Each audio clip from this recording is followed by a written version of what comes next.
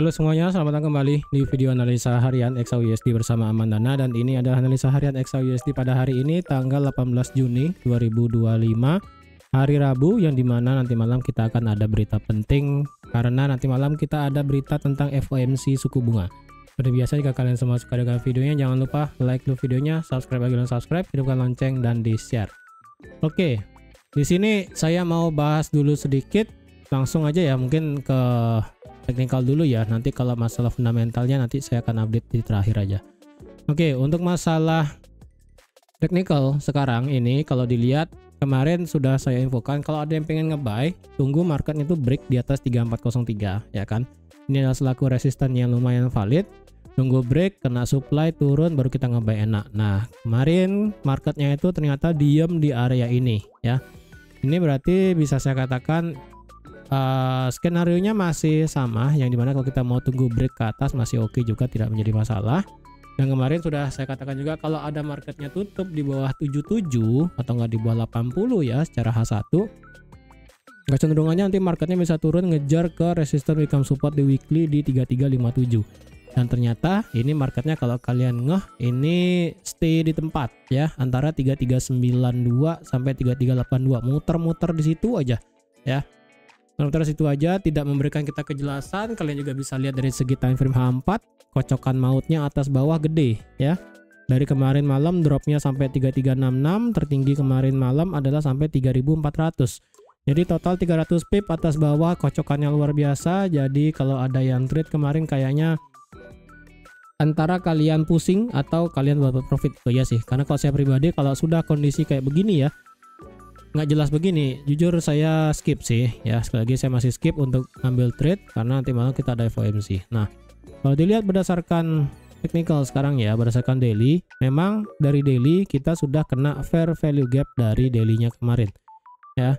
Ini sudah kena fair value gapnya. Kalian bisa lihat ketika kena fair value gap, marketnya langsung kejar ke atas. Dan kalau dilihat dari secara weekly, ini weekly-nya sudah ngemakan sejauh 50% atau enggak 55% dari body candle di minggu lalu. Walaupun sekali lagi yang saya harapkan adalah marketnya kena 3357, tapi di sini saya infokan juga, ini ternyata marketnya sudah sempat nge-retest RBS-nya yang sebelumnya. Hampir sih ya di 3365. Kemarin malam kan turunnya sampai 3366, ini 3365. Jadi ini merupakan RBS yang bisa dikatakan apakah ini sudah disentuh atau belum? Ini bisa dikatakan disentuh iya, karena ini nanggung banget lagi dikit ya kan. Kemudian walaupun sebenarnya saya menunggu di 3357, di sini saya lebih prefer menunggunya sih di 3357 untuk bisa lanjut naik. Tetapi kalau pakai teori candle yang memakan sebelumnya, ini sudah memakan sejauh 50%, bahkan hampir 60 ya. Karena kalau dia kena 3357 berarti itu pure sudah 60% kena dari candlenya di minggu lalu ya. Jadi kalau ini dikatakan sudah oke, kena resistance become supportnya dari segi weekly ya oke juga ya kan. Cuman dari segi time frame kecil kita masih belum mendapatkan kriteria yang pas, apakah ini marketnya masih dalam kondisi yang bagus atau enggak gitu kan. Kalau dilihat dari secara daily, tadi sudah saya katakan di sini kena fair value gap kemudian mental, dan di sini kalau kalian lihat juga marketnya stay di resistance become supportnya di daily. Ini stuck di sini ya. Dia stuck, dia tidak bisa kemana-mana, rada susah kalau dilihat ini mau ambil posisi dan prediksi kemana harganya. Apalagi kemarin dia membentuk doji atas bawah, ini rada sedikit lumayan sih bikin bingung ya kan. Tapi kalau sebenarnya ini marketnya mau lanjut lari, ini bisa sih ya, ini bisa marketnya lanjut lari karena sekali lagi walaupun 57 belum kena, tapi sebelumnya dia sudah kena di 65 ya kan, hampir. Kemudian sini juga sudah kena fair value gapnya. Dan kalau dari segi daily Fibonacci, ini marketnya sudah turun sejauh 50%, walaupun 61,8 nya agak ke bawah dikit ya. Jadi kalau sekali lagi, kemarin kan kena 38,2, kemudian ternyata marketnya lebih prefer turun, kena daily fair value gap, kemudian kena 50%, kemudian mental naik. Nah, apakah di sini bisa mencerminkan marketnya naik? Sementara ini bisa ya, karena sekali lagi dari segi daily itu kita masih dalam kondisinya bullish. Karena kalau seandainya ini adalah ini adalah higher low yang baru, berarti ya udah pergerakan dari daily-nya kita jelas ya. Bahkan dari daily kita jelas yang dimana ini marketnya ngebuat high, low, high, low, high, low, high. Jadi simple ya.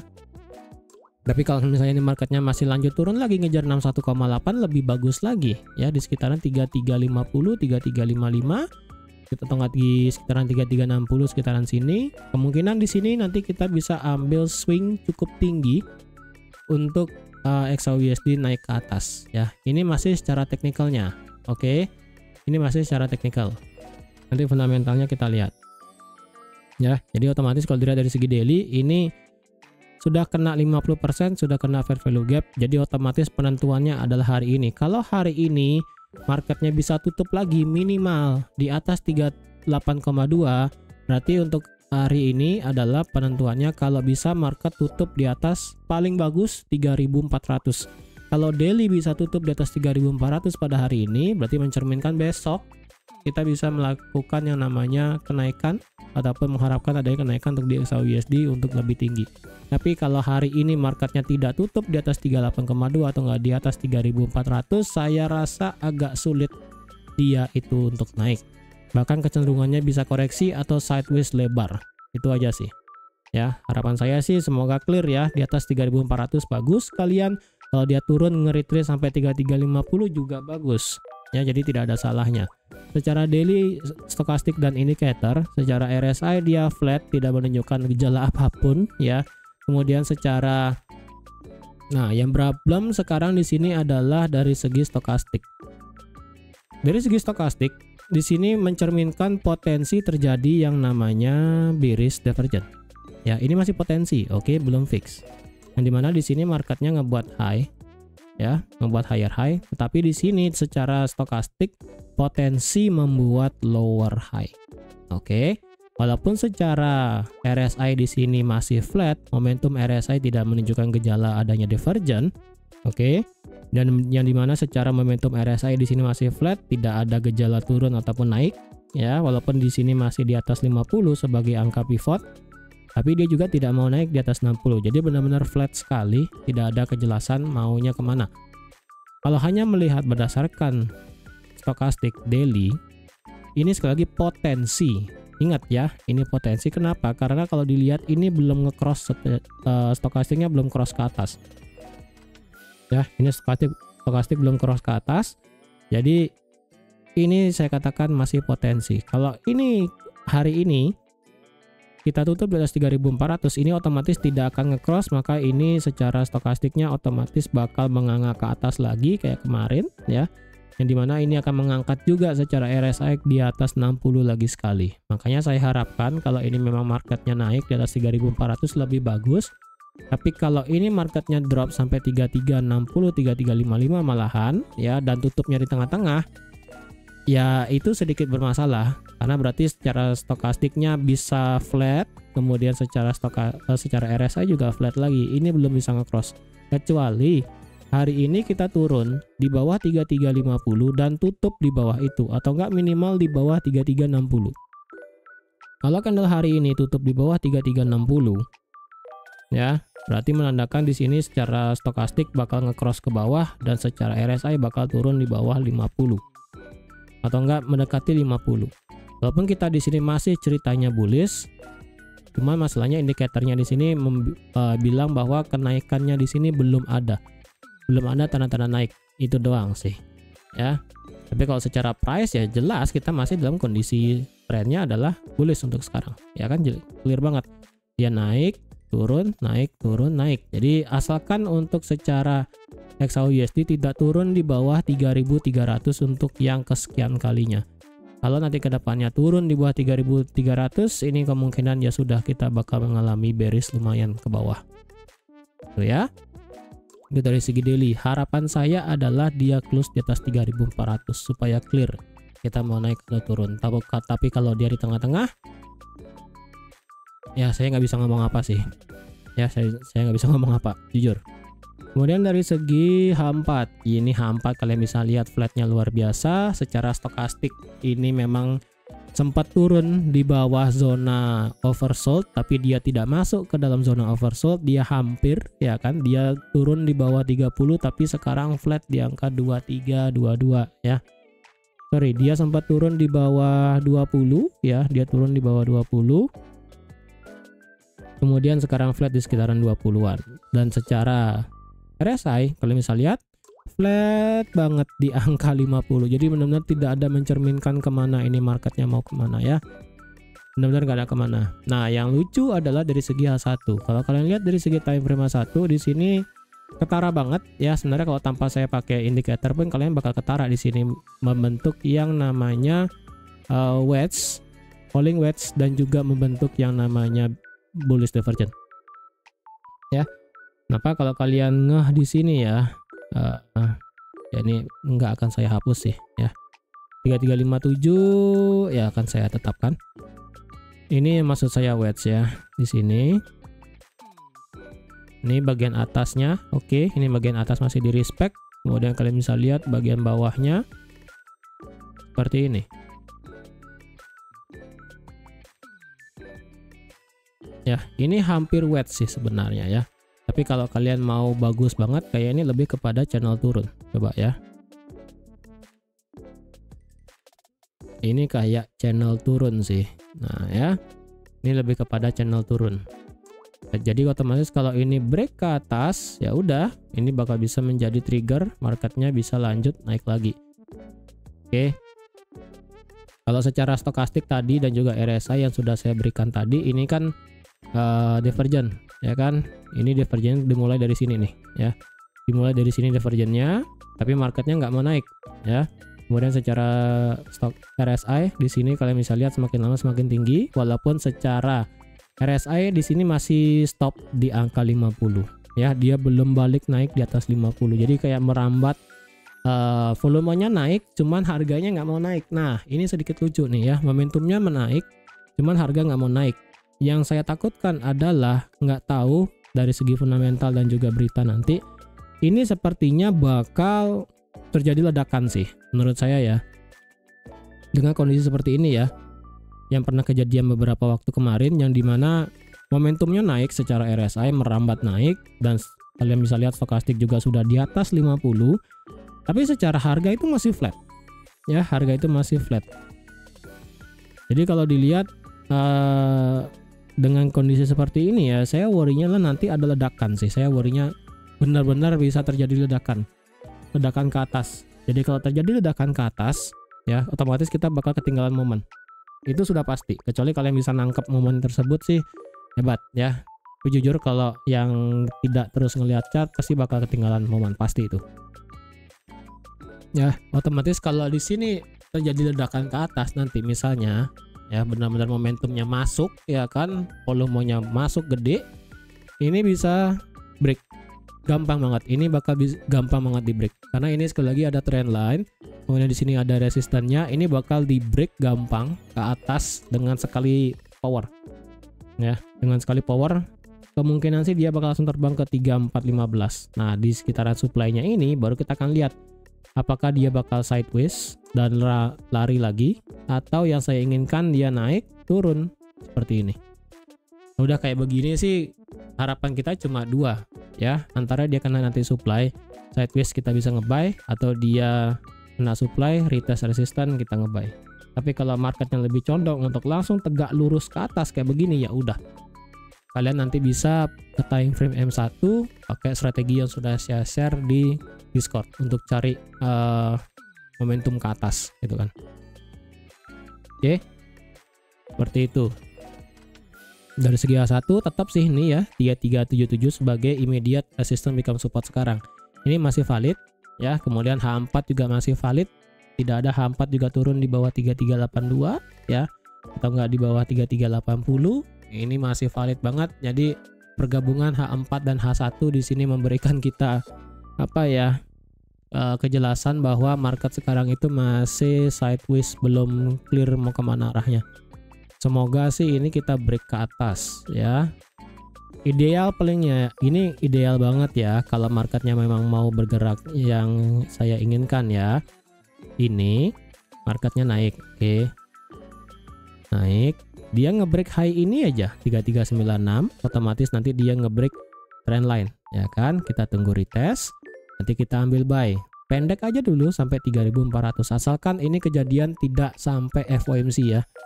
Karena saya katakan sekali lagi, kalau ada FOMC better kalian skip dulu ya, clearkan posisi. Nanti kita sampai sini TP-nya. Tapi kalau ini langsung terbang break ke atas, ya nanti kita tunggu lagi di sini, ya kita ambil buy lagi di bawah. Harapan saya seperti itu ya. Tapi kalau mau nge-buy di bawah bagaimana? Jujur, untuk nge-buy di bawah di sini saya sedikit bisa sih ya. Kemarin sudah saya katakan ya, di harga 3345 ya, 3345 secara time frame H1. Ini adalah resisten, become support, become resisten, kemudian menjadi support. Jadi maksimal kalau ada yang pengen nge-buy adalah di 3345. Hati-hati, saya katakan sekali lagi, ini adalah trendline liquidity. Kalau 3345 lewat, memang terlihat ini sebagai area demand. Ya, ini memang terlihat sebagai area demand. Cuman kalian bisa lihat di sini membentuk yang namanya liquidity. Demandnya ini kena mantul ke 45, ini bisa bablas ke bawah cukup cepat. Ya, karena di sini range-nya lebar. Ya, dari 45 sampai ke demand itu 200 pip. Dari demand 25 sampai ke turun lagi ke 3305 itu 200 pip. Jadi jarak setiap resistance become support ke area demandnya itu sejauh 200 pip. Sini sampai sini 200, dari sini sampai sini juga sama-sama 200. Jadi hati-hati ya, jangan dipaksakan. Walaupun kita momentumnya ini masih naik, yang penting asalkan marketnya tidak turun ekstrim di bawah 45. Itu aja sih, max sampai 45. Kalau lewat dari 45, jujur saya tidak bisa ngomong apa. Untuk di XAUUSD dia bisa memakan ini semua sih ya. Saya nggak pengen seperti itu sebenarnya. Harapan saya cuma mentok sampai 50 atau enggak 57 resisten become support di weekly ya. Jadi seperti itu. Kalau mau nge-buy di bawah, jujur saya juga tidak bisa mengharapkan buy di bawah sebenarnya ya. Kalau dicari area demand, kenapa ini marketnya berhenti di 3366? Kalian bisa lihat di sini. Apakah di sini demandnya yang bagus? Sebenarnya enggak juga sih. Ini sebagai rally base rally di M5 doang. Ya, ini M5. Justru di sini marketnya condong ada ya. Ini condong nanti ada liquidity di sini. Ini liquidity level 1 sudah diambil ya. Ini kalau kalian nggak percaya nih. 63 sampai 66. Oh ya kan, kena sedikit kemudian mental. Ini sudah diambil nih. Kalau marketnya turun lagi nih ya, ini bisa bablas. Ya kayaknya saya takutkan kalau ini marketnya turun, ya udah turunnya semoga mentok sampai 57 ya, ngemakan semua liquidity-nya di sini sampai 55 gitu kan. Mental lagi naik. Nah, itu baru enak. Tapi kalau misalnya bablas terus sampai 45, wah, itu sedikit bermasalah sih sebenarnya ya. Itu sih sedikit bermasalah sebenarnya ya. Jadi kalau ada yang mau nge-sell, tidak saya sarankan sebenarnya dengan kondisi seperti ini. Cuman kalau kalian ingin nge-sell ya silahkan ya. Cuman saya pribadi tetap ingin ambil buy dulu. Kalau dilihat secara price ataupun secara market structure-nya ya, ini kalau secara H1 sekarang kalau dilihat dia ngebuat low, high, low. Bentar, yang mana lebih rendah ini? Sebentar ya, saya perlu kasih tahu juga.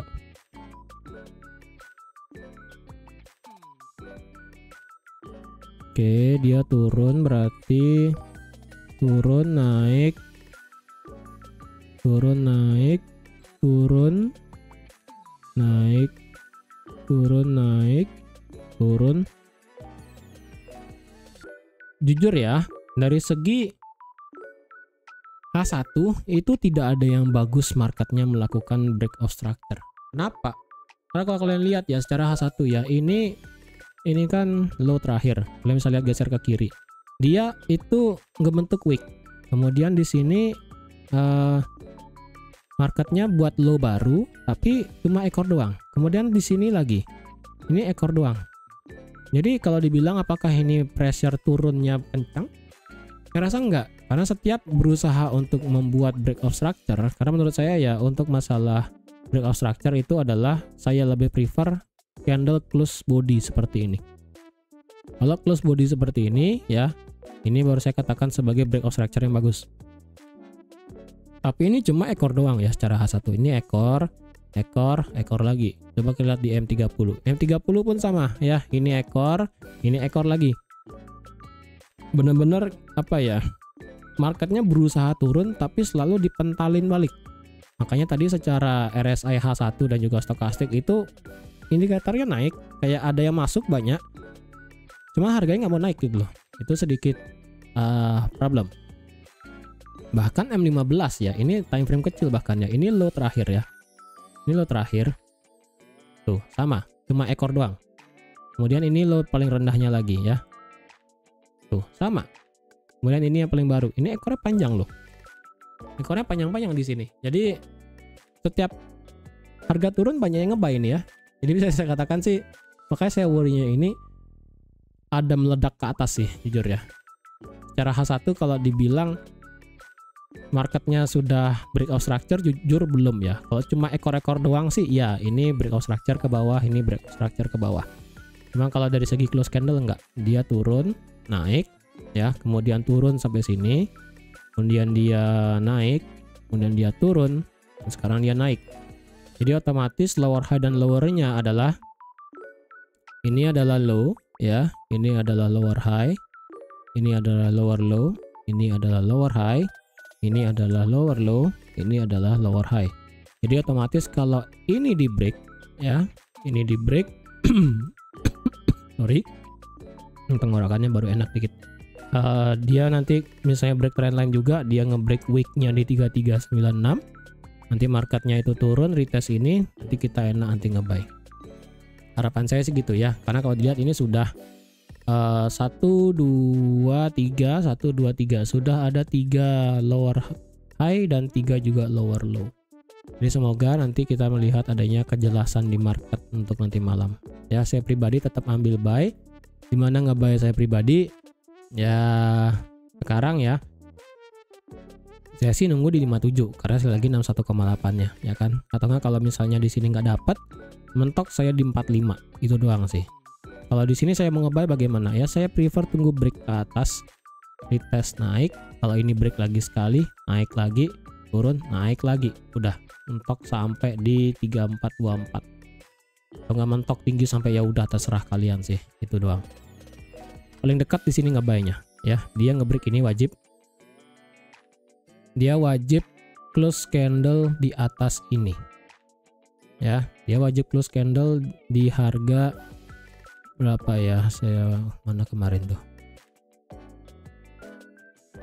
wajib close di atas 3396 seperti ini ya, break terus retest antara resistennya H4 di sini digabung dengan trendline, dan saya akan ngebuy. Nanti marketnya saya akan ngebuy TP maksimal dulu sampai 3400, tapi kalau mau extend sampai supply-nya kayak begini ya kan, harapan saya bergeraknya sih begini. Tapi sekali lagi kalau marketnya nanti momentumnya kan naik, meledak seperti ini, ya udah saya nggak mau ngambil pusing sih. Kalau misalnya saya lagi lihat market, mungkin saya akan kecilkan ke M1 ya. Jadi gitu untuk teknikalnya. Dan sekarang untuk fundamental. Oke, nanti malam kita akan ada yang namanya FOMC. Ingat, sekarang itu market gold sangat sensitif sekali dengan aktivitas perang. Walaupun nanti malam kita akan ada yang namanya FOMC. Dan ingat, suku bunga itu selalu berpengaruh, korelasinya negatif dengan gold. Nah, sekarang untuk FOMC nanti malam dini hari 99,9% FOMC tidak akan potong suku bunga. Oke, saya sisakan 0,01, siapa tahu ngide itu kan Jerome Powell tiba-tiba berkurang suku bunganya. 99,9% ini tidak akan potong suku bunga, berarti suku bunganya flat di 4,5. Jadi kalau suku bunganya flat di 4,5, maka itu akan membebani XAUUSD untuk naik. Ya, bukannya nggak bisa naik, itu membebani XAUUSD untuk bergerak naik. Selain itu, nanti malam kita akan ada yang namanya economic projection. Kita akan lihat nanti di kuartal kedua di tahun 2025 bagaimana sikap The Fed untuk 3 bulan ke depan. Ya, lebih tepatnya nanti 3 bulan ini sampai di musim panas. Karena untuk sekarang jadwal untuk cut rate adalah di bulan September dan di bulan Desember. Jadi otomatis 2 kali untuk pemotongan suku bunga di tahun 2025. Ya. September dan Desember.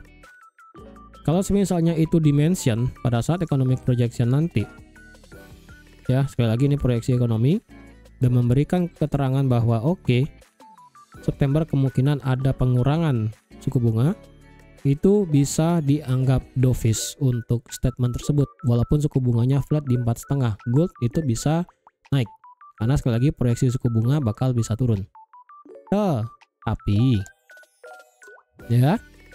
Tapi jika semisalnya nanti malam proyeksi suku bunga 3 bulan ke depan tidak berubah, dalam artian itu adalah suku bunga masih ditahan 4,5% ataupun berubah jadwal pemotongan suku bunga dari yang 2 kali hanya 1 kali, itu akan menjadi sikap yang sangat hawkish, maka otomatis gold bakal terasa tertekan sekali dan secara teknikal berarti marketnya bisa turun sampai ke 3350 ya. Secara teknikal itu bakal ngedrive XAUUSD ke bawah dengan cukup cepat ataupun secara perlahan, karena sekali lagi projectionnya itu bakal bisa flat. Nah, kenapa ini secara FOMC bisa merubah pandangan dari yang 2 kali menjadi sekali? Masalah pertama adalah Trump, masalah tarif. Karena bulan depan kita sudah tahu itu bakal ada pengumuman reciprocal tarif. Apakah bakal di-delay atau bakal ditentukan secara fix tanggal 9 Juli. Itu yang masih belum pasti, makanya di sini Jerome Powell itu masih ragu ingin menetapkan kebijakan moneter seperti apa. Kemudian masalah tarif tersebut, otomatis kita kan belum tahu harganya nanti gimana dan efeknya seperti apa ya. Yang kedua adalah perang. Ya, perang ini antara Israel dan Iran dan dengan negara yang lain itu bakal mempengaruhi stok minyak dunia. Walaupun stok minyak ini tetap dipengaruhi sama OPEC ya kan. Cuma kalian bisa lihat sendiri harga minyak sekarang sudah tinggi di atas 70 kalau nggak salah sekarang ya. Kalau nggak salah 73 atau 72 sekarang harga oil ya. Harga oil sekarang 73 kalian bisa lihat. Harga oil sekarang 73. Jadi otomatis kalau bahan bakar naik, otomatis distribusi barang juga akan naik harganya. Ya, jadi kalau distribusi harga naik, otomatis ditambah dengan adanya tarif, ya udah. The Fed yang ceritanya bakal 2 kali potong suku bunga bakal 1 kali.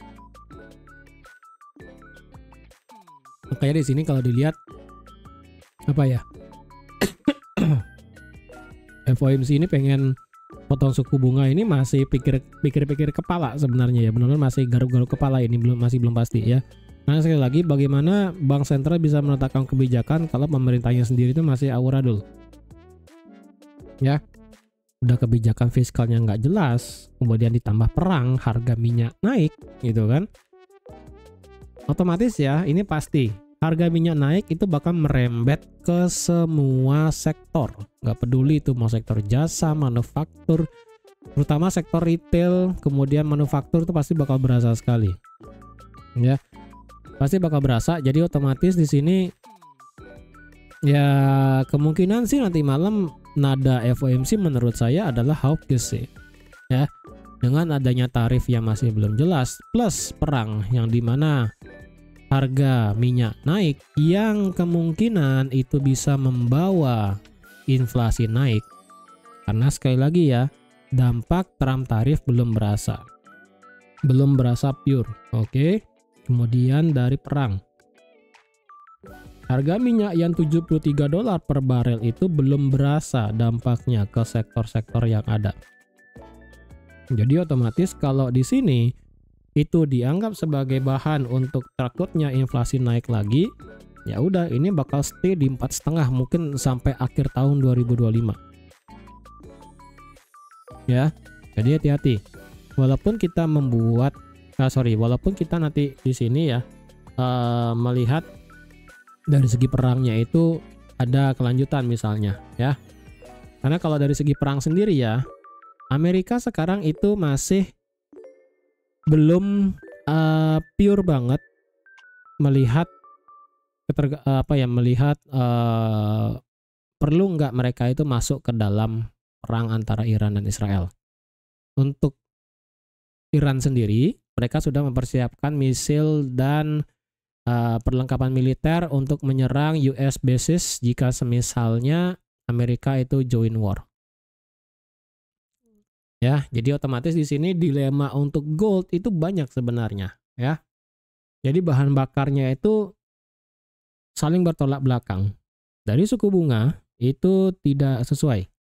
Kemudian dari perang itu pasti bakal naik, ya. Kalau semisalnya perang itu semakin panas, apalagi kalau Amerika sampai ikut. Apalagi ya, sempat ada isu bahwa sekali lagi target Israel itu kan menyerang fasilitas nuklir di Iran karena Iran itu tidak mau deal dengan Trump tentang nuclear weapon. Oke. Ada isu bahwa kalau semisalnya Amerika itu ikut terang-terangan, ya, ada isu bahwa nanti Iran Iran bisa menggunakan yang namanya senjata nuklir. Dan kalau ini amit-amit, sekali lagi kita tidak ada yang mau namanya perang pakai senjata nuklir. Ya, itu sudah contoh adalah perang Hiroshima Nagasaki, karena semenjak Hiroshima Nagasaki itu tidak pernah ada lagi yang namanya senjata nuklir untuk pakai perang. Ya, karena kalau sampai Iran pakai senjata nuklir untuk perang dengan Israel gara-gara Amerika ikut, otomatis itu bakal bisa menjadi faktor pemicu perang dunia ketiga. Otomatis banyak banget negara yang semisal yang bakal ngebantu Israel apapun itu alasannya. Karena Iran sendiri sudah mengeluarkan nuklirnya untuk perang, yang dimana itu tidak boleh sebenarnya. Kayak sih harusnya ada perjanjian gini sih global sepertinya tentang senjata nuklir, ya kan. Karena kalau sampai itu keluar senjata nuklir untuk perang, pemicu perang dunia ketiga kayaknya bakal terjadi, ya. Dan otomatis Iran itu bakal dibombardir sama negara lain, entah itu dari Inggris, Amerika, kemudian Rusia, bahkan sampai China pun bisa ikut-ikutan, ya. Karena nggak ada yang mau pakai senjata nuklir untuk perang soalnya. Karena kita tahu dampak dari nuklir itu bakal membawa efek jelek untuk seluruh negeri tersebut, ya. Jadi otomatis suku bunga itu bertolak belakang korelasinya, sedangkan untuk perang itu pasti membawa kenaikan untuk dia gold sebagai aset safe haven. Ya, untuk sekarang update dari perangnya adalah dari Trump itu masih belum memberikan statement jelas ingin ikut atau enggak. Tapi banyak yang bilang bahwa kalau bisa Trump jangan ikut-ikutan, ya, biarkan aja Israel dan Iran yang perang berdua itu kan. Tapi kalau semisalnya Trump ingin ngebantu Israel, mungkin lebih tepatnya adalah dibantu secara peralatan, ya, ataupun equipment. Jadi kalau bisa jangan terang-terangan banget Amerika itu statement membantu Israel terang-terangan. Misalnya kalau bisa sih enggak, ya. Jadi kalau bisa sih Amerika tuh diam-diam gitu kan, karena kita tahu bahwa backingan Israel itu pasti Amerika, ya kan. Diam-diam aja Trump itu ngasih bantuan ke Israel untuk masalah entah itu pesawat ataupun equipment yang lain gitu kan. Tidak perlu sampai memberikan suatu statement resmi. Kalau sampai itu ada statement resmi, itu bisa aja ya, lagi Iran bakal menggunakan senjata nuklir mungkin aja sih. Lagi ya, kita tidak ada yang pengen, kita sekali lagi di dunia ini tidak ada yang mau namanya perang, apalagi ditambah dengan perang pakai senjata nuklir, ya. Kita nggak mau banget, ya kan. Jadi semoga tidak sampai pecah perang sampai nuklir, ya kan. Semoga enggak, ya. Jadi saya rasa sekian dulu, ya, untuk analisa XAUSD pada hari ini. Kalau kalian ingin skip trading pada hari ini pun juga tidak ada masalah, karena kalau dilihat korelasi antara gold dengan dolar dengan geopolitik itu saling campur aduk sekarang. Makanya kalau kalian semenjak harga break di bawah 3.400, di bawah 3.400, ya, marketnya itu stabil dalam artian nggak jelas, dia turun tapi dorongnya naik, ya. Dorongan ke atas tuh lebih kencang daripada dorongan ke bawah. Jadi hati-hati, apapun bisa terjadi, kita tidak tahu apa yang bakal terjadi dengan geopolitik ke depannya. Dan untuk nanti malam saya pribadi biasa ya untuk FOMC adalah hawkish. Jadi kalau FOMC hawkish, geopolitik memanas dan masih itu menjadi topik, ini bakal flat. Kecenderungan ke bawah ya, cuman kecenderungan ke bawah ekstrim sekali saya rasa belum.